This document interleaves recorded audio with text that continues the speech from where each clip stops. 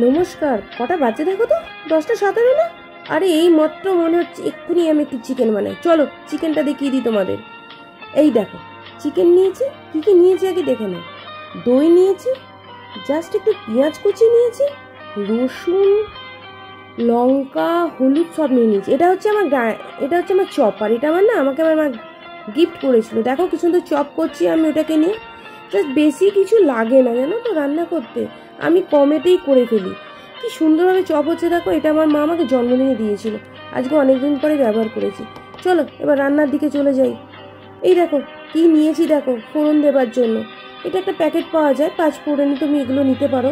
একটুখানি এলাচ, দারচিনি, লবঙ্গ, জায়ফল, জয়িত্রী যা তোমার থাকবে ওর মধ্যে দিয়ে দেবে। আমার যেটুকুনি ছিল আমি সেটুকুনি দিয়েছি। আর এই দেখো তেল, দেখো শুধু জাস্ট যদি তুমি মেপে দেখো তাহলে মনে হয় একটুখানি 1 চামচের থেকে একটু বেশি নাও।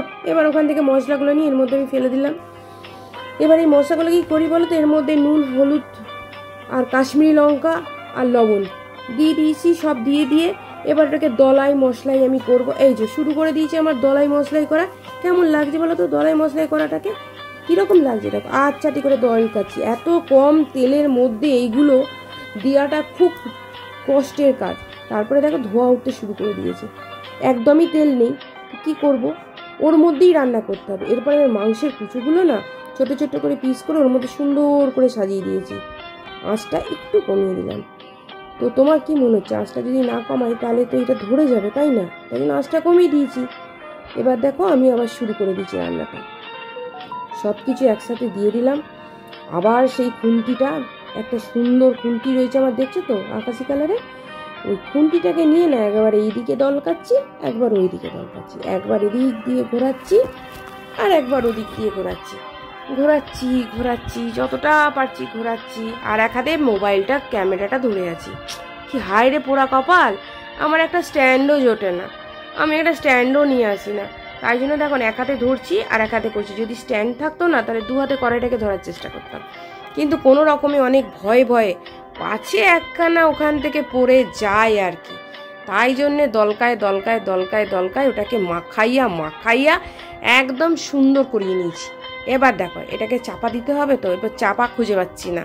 ওই তো পেয়ে গেছি চাপাটা। এই দেখো চাপাটা দিয়ে দিলাম। এরপরে ওটাকে রাখতাম। আর এদিকে দেখো দইটাকে আমি ওই যে দেখেছো মশলাটা, ম্যাগি মশলাটা ফেটিয়ে নিয়েছি দইটা দিয়ে, আর একটু চিনি দিয়েছি। এই ম্যাগি মশলাটা দিয়ে ওটাকে ফেটিয়ে রেডি করে নিলাম। চলো এবার যাই একটু ব্যালকনির দিকে যাই। দেখি ব্যালকনিতে বৃষ্টি তো শুরু হয়ে গেছে। এই দেখো আমার 2টো হনুমান আমার সাথে সবসময় থাকে, আমি যেখানে যাব সেখানে তার আগে ওরা পৌঁছে যাবে। চলো একটু ব্যালকনি থেকে ঝুঁকে দেখি তো রাস্তাটায় বৃষ্টি পড়ছে কিনা। হ্যাঁ বৃষ্টি তো ভালোই শুরু হয়েছে, দুমদাম আওয়াজও হচ্ছে মাঝে মধ্যে। একটু দেখো ফুলগুলোকে দেখো রাত্রিবেলা কি সুন্দর দেখতে লাগছে না। চলো রান্নাঘরের জানলাটার দিকে যাই।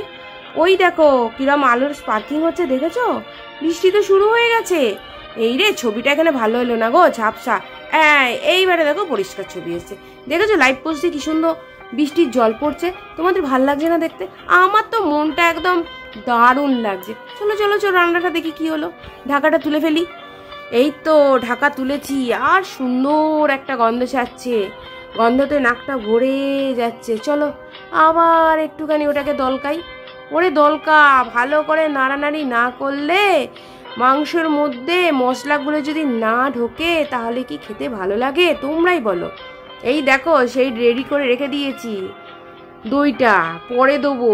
আর একটু ফুটুক, টকবক করে ফুটবে। যখন ওর কালারটা সুন্দর করে বেরিয়ে আসবে, নিজের রূপ রং ছড়িয়ে দেবে, তখনই এই ব্যাস দিয়ে দিলাম। এরপরেই আমি দিয়ে দিয়েছি দইটা। এবার দইটা দেওয়ার পরে দেখেছো কিরম তেল ভাসছে, তেল উঠেছে, অথচ আমি তো তেলই দিইনি। তোমরা তো দেখলে ওইটুকুনি তেলে রান্না করেছি। এবার ভালো করে আমি ওটাকে খুঁচিয়ে ভালো করে ওর মধ্যে দইটা দিয়ে দিয়েছি। দইটা দিয়ে কেমন লাগছে বলো তো? ওই দেখো দইটা দিয়েছে তো, এবার দেখো উল্টাও। আবার দলাই মশলাই শুরু করে দিলাম আমি। একবার এদিকে করলাম, একবার ওদিকে করলাম। খুব তাড়াতাড়ি হয়ে যায় জানো তো, এত তাড়াতাড়ি রান্নাটা হয়ে যায় না তুমি ভাবতেও পারবে না। সব অন্য কাজ টুকটুক করে করবে, আবার এটাকে চাপা দিয়ে দেবে, আবার একটা ছোট্ট কাজ করে চলে আসবে।